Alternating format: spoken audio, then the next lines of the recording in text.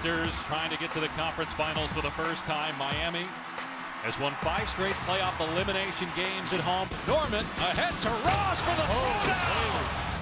Here's Richardson, blows past Lowry, takes it out and slams it down. Dragic driving again. Sweet finish by Dragic. He's trying to get past Carroll, goes behind the back and hits. What a shot by Goran Dragic. Wade with the crossover and the hit. Perhaps the dagger by Wade. We begin our 30-minute run with Game 6 in Miami as AMAR'E, Carroll, and Luol Deng were able to start after suffering wrist injuries in Game 5. We're off to American Airlines Arena, and Dwayne Wade and the Heat channeling their inner BG. Yes. Staying alive, staying alive. Ha, ha, ha, staying alive. I was hoping you could hit the high note there, DZ. Hey, the first half looked like a dunk contest. Here's Terrence Ross. Ooh, take flight. He would do it again. As a matter of fact, right about here. No, he didn't. No, he did. No. Oh! Not with 2 hands. You see how Gordon put his hand up and said, where did he go? And Miami has the springy Josh Richardson. Ooh, okay, Josh.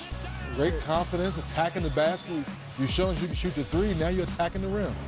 But this night belonged to Goran Dragic. He scored or assisted on 29 first-half points. Speaking of attacking all night from downtown, but getting to the paint 3D and being really efficient inside. Spin inside Cal.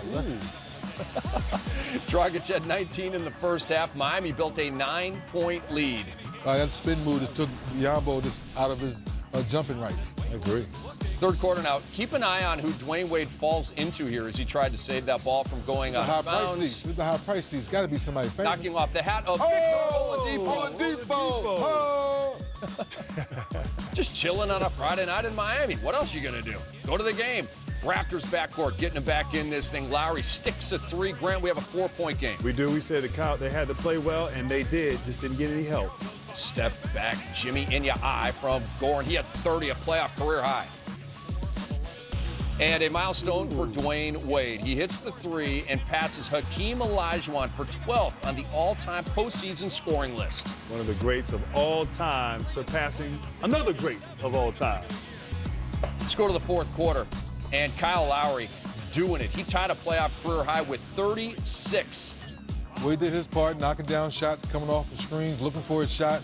I was very impressed. Plays like this, not selling for the jump shot guys, getting all the way to the paint with the floater. He had 15 of Toronto's 19 points in the fourth quarter.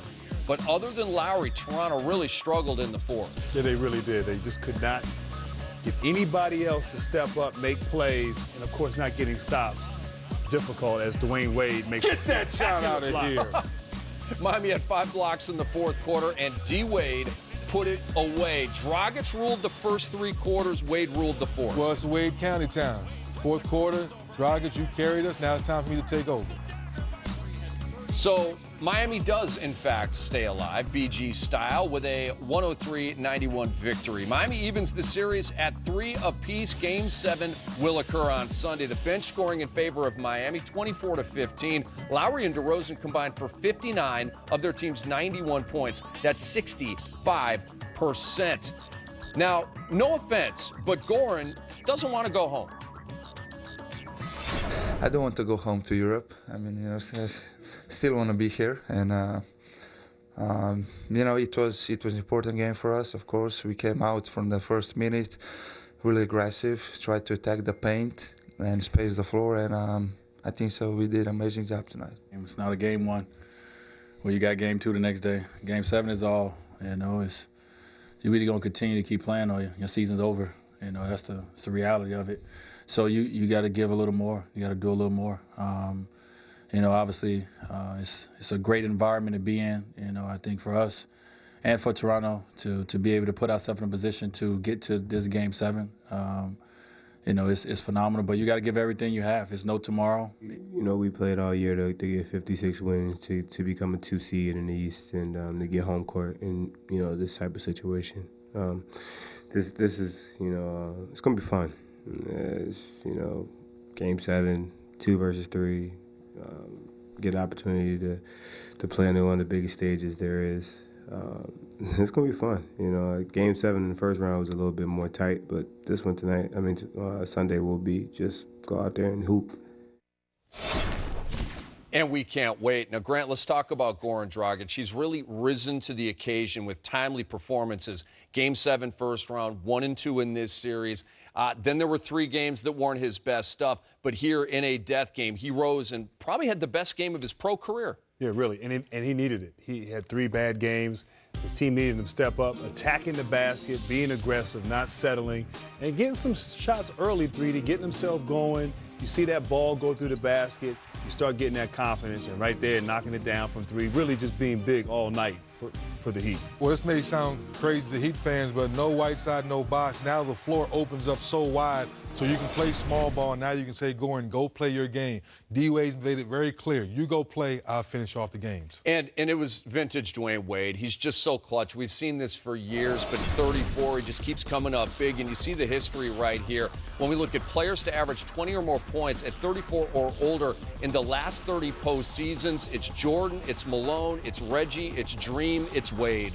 And all of those guys are HOFers, Hall of Famers, which D-Wade will be one very soon whenever his career is over. Most important for me with D-Wade, the leadership. You go to small ball, you see Winslow starting at center, you see other guys getting off the fast start. Let's think about it. D-Wade is 5 of 13 from the floor, but he scores 3 buckets in the fourth quarter to help the Heat get over the hump. And you see the series against the Raptors, 25.2 PPG, also adding 6 rebounds, and D-Wade and Dragic were the men for Miami. And big decision came down right before the game. We learned about it, that Miami was going ultra small. They started Justice Winslow at center, and Grant, it worked. It worked, and you have to credit the coaching staff, Coach Spoelstra, going small and committing to staying small throughout the game. Understanding they got to speed the game up, they got to play fast. You know, they don't have any bigs inside. Valanciunas wasn't playing. Biyombo's not really much of an offensive threat, but opening the court and giving them their guards an opportunity to make plays off the dribble, and it worked. And I imagine we'll see that again in Game 7. And DZ, we talked about the numbers, and you saw the highlights from Lowry and DeRozan. Now, another Raptor scored in double figures. Yeah, that hurts because we know those 2 guys have to step up and play great basketball to kind of lead the way. But Corey Joseph, Patterson, somebody off that bench has to knock down shots. We understand that Lowry and those guys are the leaders. Those are all-star guys. But let's face it, you're going back home, and Grant, you talked about it earlier in the night. Role players play better at home, sleep in your own bed, your family cooks for you, you just feel better about yourself. And I think there's going to be we the North outside to help this team get over the hump like they did in round 1 and 2. Well, you're talking about Jurassic Park. They love the Raptors up there, obviously. Game 7 coming up Sunday at 3:30 on ABC. Hassan Whiteside has already been ruled out for that game. There's still a chance LeBron and Wade will meet in the East Finals, which begin on Tuesday. Wade, 8 in the fourth. He was clutch. Dragic had 30 after 28 combined over the previous 2 games. Let's get it over to 3D and Grant for more on Goran. All right, thank you, Rick. Goran Dragic had a big game tonight. And Grant, you called it. I said Joe or Goran. You called Goran. Let's take a look at his shot chart tonight. Look at that. He lived in the paint, knocked down a couple of threes, toed the line on 1 3. What'd you see right there? Yeah, Dennis, 12 of his 21 field goal attempts were in the paint. He was being aggressive, attacking the basket. We saw Coach Spo say he wanted Goran to be aggressive. He did that tonight. He didn't settle. He got to the rim, made stuff happen. All right, let's go look at the videotape and see some of these moves, how Goran, the Dragon, got loose. So right now you're in transition situation, you're looking at the defense. All 5 sets of eyes are looking at him, Grant, but he's being patient, understanding I got a shooter in the corner, Kyle Lowry's not going to help. I get all the way to the rim, now I get going. Yes, indeed, and right here, setting a screen, getting knocked down, but he gets back up. Of course, once again, he realizes he's got good spacing. Joe Johnson's in ISO mode.